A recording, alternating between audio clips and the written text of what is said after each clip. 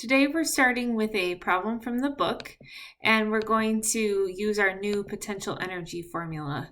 So this problem says that a 90 kilogram rock climber is going to climb up to the top of a quarry and then go down to the from the top to the bottom, but they're already sort of part way up when we start the problem. So I'm going to try to draw a picture here.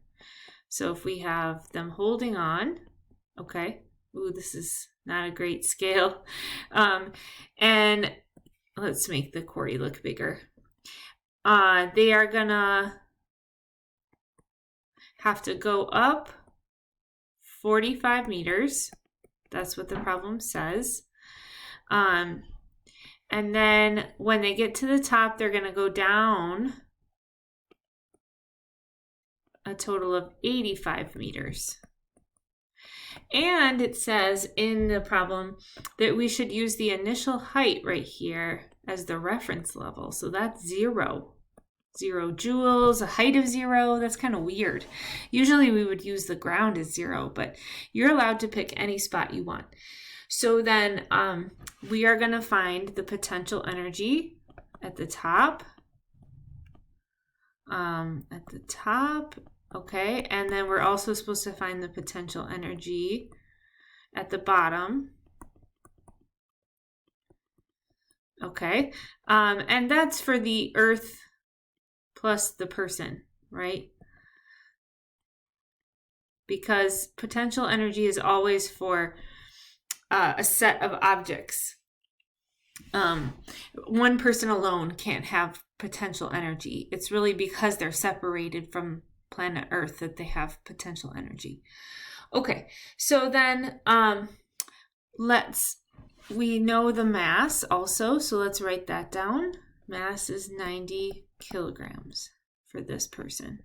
Okay, so then when we solve for the potential energy at the top, okay, then we're going to use our formula mgh above 0. And so then we would get 90 kilograms times 9.8 meters per second squared times the height above the 0 level. So that's 45 meters. Okay, so then I'm going to pause. You're going to grab your calculator, and I am too. Okay, so I got 36,690. Is that what I got? Yes. Okay, so then that's in joules, right? But then I'm going to have to round that to 3 sig figs, so that would be 36,700 joules at the top. Then at the bottom, let's calculate that one.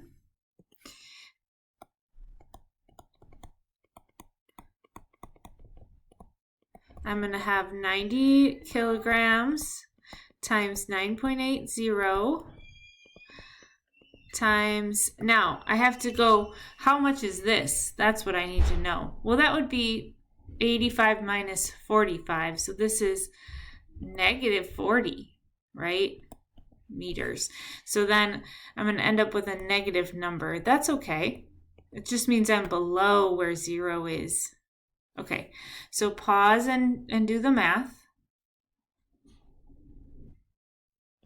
So I get negative 35,280, which then I'm going to round to negative 35,300. Okay.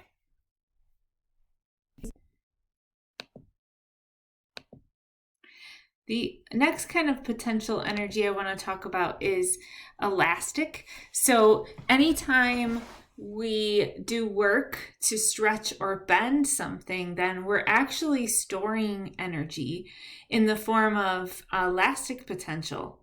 And so that could be when we stretch or compress a spring, when we stretch or compress a rubber band, when you jump on a trampoline and you press down on it, okay, then you're storing that energy in the form of elastic potential. Again, that's about, having something with mass and that interacting with another object that is stretchy or springy.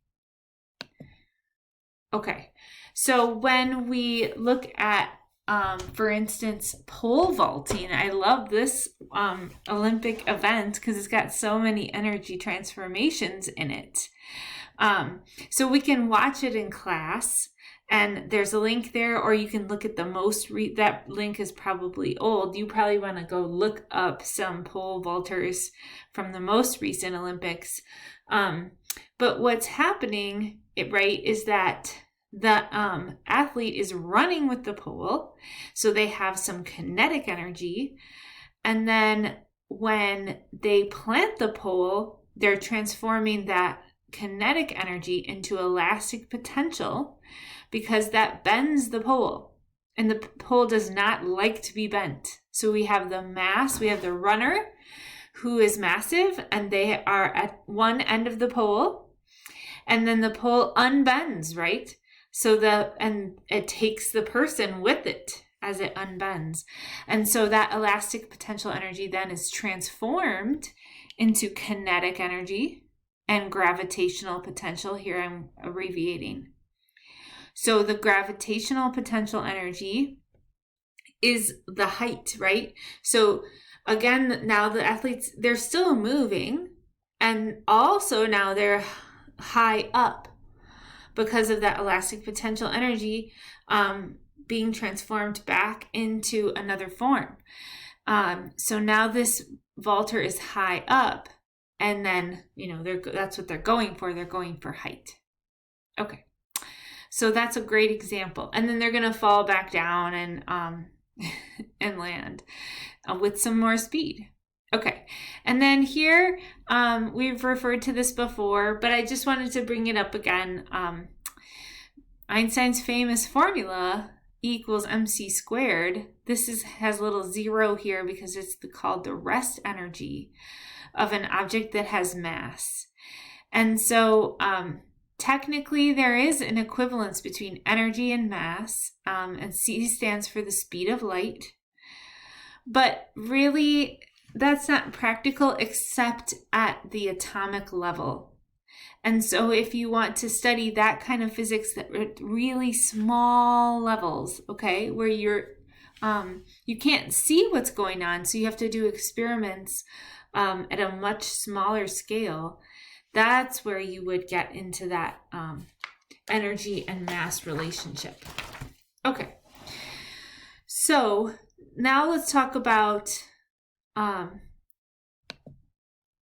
the law of conservation of energy. So I'm going to go forward a few slides here. And so you would have, in chemistry, you would have talked about conservation of mass and the fact that no mass is ever created or destroyed. We're always, we're never going to destroy oxygen or hydrogen in a reaction, right? We're always going to have the same amount of moles or grams on both sides of the arrow in a chemical reaction. And so here we're also talking about the fact that's true for energy as well. In the universe, that's true. And so when we talk about the law of conservation of energy, what we're saying is that energy is not created or destroyed. Now, when we're trying to just measure that, though, we have to make sure that no outside forces are interfering. If we're going to try to check that statement, we have to check that nobody's doing work on the system. Okay, otherwise that's not really fair. So what we're going to call a closed, isolated system is a system where no work is being done by outside forces. In other words, no energy is getting transferred in or out. Okay. So then There are, I think I mentioned early in the unit that in this chapter, we're going to focus on just pretty limited kinds of energy. So we are going to talk about mechanical energy in this chapter. Just that. And so mechanical energy is just the sum of kinetic and potential, these two kinds, gravitational and elastic potential. Those are the kinds we're focused on here. If it's not one of those kinds, kinetic, gravitational potential, elastic potential, it's called a different kind. It could be sound energy, it could be electrical energy, but those kinds aren't mechanical. Okay. So then when we do math for this, then we're just going to focus on those kinds. Okay. So when we talk about that, there will be a lot of situations when mechanical energy isn't conserved, right? Lots of them, because a lot of time there's gonna be friction. Anytime you have friction, okay, then there is that thermal energy created because things heat up when they rub together. Anytime you hear a sound, then you know mechanical energy is not conserved, because sound energy is not one of the kinds that we're accounting for here. Okay. So, we're going to need to follow some of the problem-solving strategies here. And we'll get used to practicing all these strategies. Okay. But it's just important to remember that I like this person who's being sassy here, please conserve energy. Joke's on you. Energy's always conserved. Well, yes, in the universe, but, okay. There are some forms of energy that you don't want to pay for.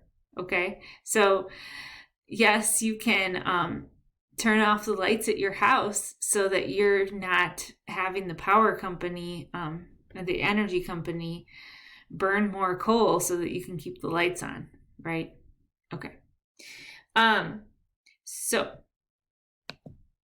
I just wanted to make one more distinction here, and that is that usually when we talk about energy being transferred, we're talking about one object doing work on another object.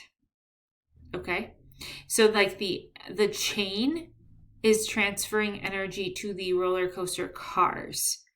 Or if you're playing pool and one of the pool balls hits another one, it's like one of the pool balls is transferring its kinetic energy to the other pool ball and giving some of it to the next pool ball. Okay.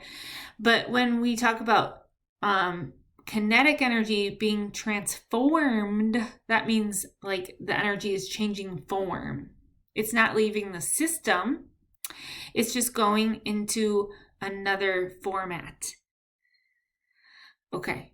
So then, like on the roller coaster, if the roller coaster is still going, right, its kinetic energy is being transformed into potential energy at the top of the hill and then back down to kinetic energy at the bottom of the hill. It's still in the cars.